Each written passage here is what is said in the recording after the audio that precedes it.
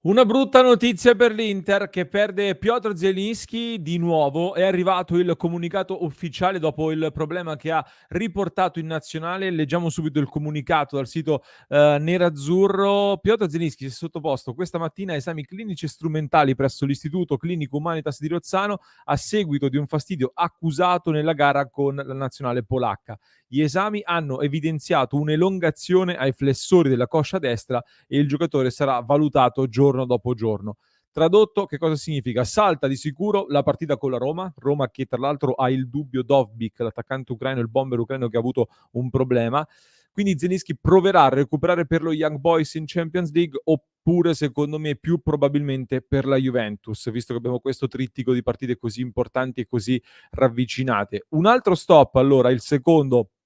per Zielinski, che crea qualche problema e ci fa fare delle riflessioni su delle possibili novità tattiche che possono poi andare ad intaccare e a riguardare anche il calciomercato. E allora ne parliamo in questo nuovo episodio di oggi. Ben ritrovati, amici di Passione Interisti. Vi invito a lasciare un mi piace se non l'avete ancora fatto, mi raccomando, iscrizione al canale, clic sul tasto iscriviti. Siamo quasi a quota 70.000, aiutateci a raggiungere anche questo traguardo. Ricordo inoltre che se vuoi promuovere il tuo business su www.passioneinter.com puoi contattarci all'email business@passioneinter.com, trovi anche il link in descrizione a questo episodio. È una coda amara allora per questa sosta per le nazionali, visto che stava andando tutto straordinariamente bene, perché Barella è rimasto da piano gentile e ha potuto lavorare quindi per recuperare al meglio. Thuram è andato in nazionale ma almeno non è stato spremuto. Gli altri, chi ha giocato ha brillato, praticamente tutti hanno brillato, da Lautaro ad Arnautovic ad Aslani di cui tra poco parliamo, Di Marco, Frattesi e non solo.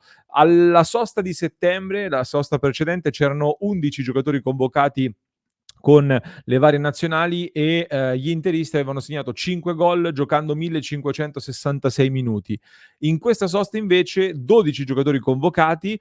che sono stati spremuti un po' di più, anzi sono stati spremuti di più, quasi 300 minuti in più, 1826 minuti giocati, ma con addirittura 9 gol segnati. Ed è un dato importante, un segnale che sicuramente ci fa capire che c'è una condizione in crescita dal punto di vista fisico e atletico di diversi giocatori dell'Inter, diversi giocatori tra cui lo stesso Zielinski che aveva fatto bene con la Polonia, salvo poi fermarsi di nuovo, come detto, per questo problema, che rappresenta davvero un problema per l'Inter perché oltre a lui c'è da tenere d'occhio Frattesi che sta bene, nessun allarme, non voglio far allarmare nessuno, non è infortunato, però è un giocatore che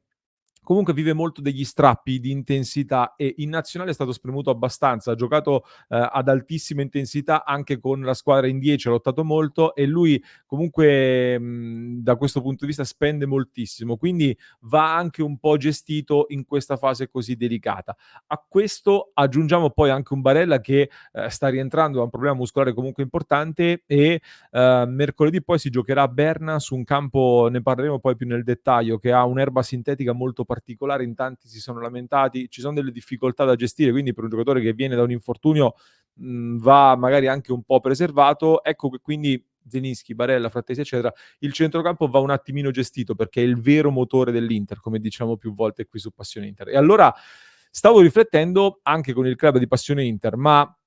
visto che Çalhanoğlu è in grande crescita in questo momento, secondo me, in termini di condizione, e visto che Aslani lì al posto di Çalhanoğlu lascia ancora qualche dubbio, comunque c'è un dislivello importante in termini di prestazione, credo che sia giusto continuare a lavorare su Aslani come vice Ciala, però in questa fase qua, in cui bisogna fare delle rotazioni, soprattutto sulle mezze ali, sarebbe interessante provare Aslani nel ruolo che ad oggi sembra riuscirgli meglio, cioè proprio la mezzala o comunque il centrocampista, ma accanto ad un altro centrocampista un po' più mediano. Ed è un ruolo dove un po' più spostato, ha comunque dei compiti di costruzione e di regia sicuramente, ma ha un pochino meno il peso del dover gestire i ritmi della squadra, ha un pochino meno il peso di dover gestire la fase difensiva quasi da solo, diciamo così, anche se non è da solo chiaramente, però ha dei compiti anche un po' più di inserimento per provare ad andare anche al tiro, come c'è riuscito con l'Albania segnando anche il gol decisivo contro la Georgia. Di fatto è il ruolo dove appunto con l'Albania sta facendo molto molto bene, come dico, dall'europeo, giocando accanto ad un giocatore come Ramadani che recupera tanti palloni. E quindi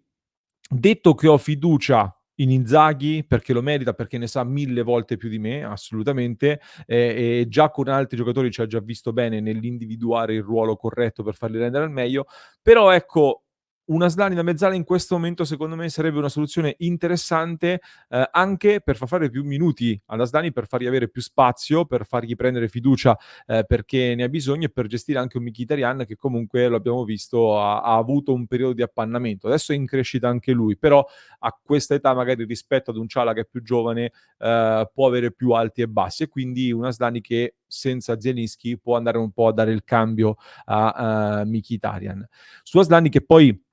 in questi giorni accende sempre molto il dibattito, perché è al terzo anno, sicuramente delle riflessioni vanno fatte sul suo momento all'Inter. Quest'anno era logico che restasse all'Inter, anche perché non occupa slot nella lista Serie A, e alla sua età, lo abbiamo detto più volte, giocatori come Ciala e Brozovic, che sono gli ultimi top comunque nel ruolo a livello non solo di Serie A ma a livello internazionale, ecco, a quell'età Ciala e Brozovic stavano avendo difficoltà, o comunque giocavano in altri ruoli sicuramente, ma lo stesso Barella, più esperto dell'Aslani di oggi, comunque al primo esperimento provato lì davanti alla difesa pure ha fatto un po' di fatica, quindi è normale che anche su di lui si debba lavorare per ricoprire un ruolo così delicato e così raro anche. Quindi l'idea di costruirsi in casa un giocatore in un ruolo così raro, appunto, mi intriga molto, anche perché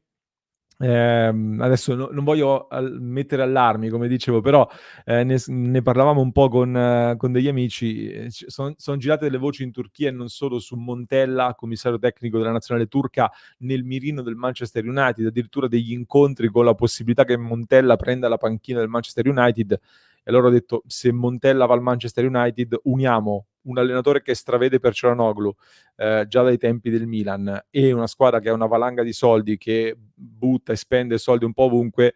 Prepariamoci, perché Ciala, ecco, lo United su Ciala ci arriva con le vagonate di soldi probabilmente, se questa cosa va in porto. Ma a parte questo, ecco, Aslani è chiaramente un po' alla stagione della verità, perché va lavorato sicuramente, anche lui deve dare dei segnali di crescita su cui poter costruire, altrimenti l'Inter comunque si sta guardando attorno, e mi sembra abbastanza evidente, perché le voci su Belayan del Verona sono vere, me le hanno confermate tutti, classe 2004, ex Nizza, un regista, piace all'Inter, piace anche al Milan, piace all'estero, delle big europee che si sono già mosse. Le voci su Bernabé pure assolutamente confermate, ve le ho riportate già qualche settimana fa, è un giocatore diverso ma di classe, di talento puro. Ne ho parlato anche con Ze Maria, l'ex Inter, che penso riconoscete, lui conosce molto bene il Parma, e mi diceva che secondo lui è un giocatore con il potenziale da Inter, assolutamente da tenere d'occhio, e qualcuno potrà anche dire: ma dai via Aslani a 23 anni per prenderne uno più giovane come Belayan, che è 2004, oppure poco più esperto come Bernabé, che ha solo un anno in più? Alle giuste condizioni probabilmente sì, alle giuste condizioni dico sì, perché, Aslani magari non convince appieno, magari non è da Inter, non lo sappiamo ancora, ma, comunque ha già un buon mercato, ha già un buonissimo mercato anzi, perché è un giocatore che per me in una squadra di un livello appena più basso fa subito il titolare. Una Fiorentina per esempio, ma anche una Lazio, giusto come ordine, di grandezza. Poi anche dalla Premier, eccetera. Quindi un mercato ce l'ha. E in questo secondo me l'Inter sta un po' ricalcando le condizioni in cui era la Juventus ai tempi del dominio dei 9 scudetti, che aveva una squadra titolare, poi aveva tante seconde linee che comunque, stando in quel gruppo lì, valevano tanto e riuscivano a vendere le seconde linee delle cifre importanti, e mantenevano poi il gruppo forte, o compravano giocatori ancora di più per completare la squadra. E anche l'Inter secondo me si sta strutturando in questa maniera, per cui Aslani un mercato a certe cifre ce l'ha già, perché è un giocatore di buon livello, che al livello di Çalhanoğlu chiaramente può avere delle difficoltà, ma ad un livello appena sotto Ciala può dire la sua sicuramente. E quindi potresti fare la plusvalenza e provi con un altro giocatore che magari nell'immediato ti costa meno, oppure riesci a dilazionare il pagamento, magari lo prendi, ci vedi giusto, e trovi un giocatore ancora più pronto, ancora più forte. Quindi da tenere d'occhio questa possibilità, ma anche Bissek o Carlos Augusto hanno un discorso simile secondo me in questo senso, cioè ad oggi sono delle alternative ma con un potenziale da mercato molto importante, quindi occhio anche al mercato su questi giocatori, soprattutto su Bissek, se dovesse rimanere come alternativa a certe cifre si deve puoi prendere in considerazione anche a livello strategico proprio. E credo che si andrà sempre più in questa direzione, quindi di questo mix di giocatori giovani da far crescere, esperti per lo zoccolo duro. Poi sono curioso di vedere quanto saranno estremi i paletti sul, ringiovanimento di questa rosa perché, altrimenti in scadenza nel 2025 ci sono delle occasioni anche molto, molto interessanti. Io so che,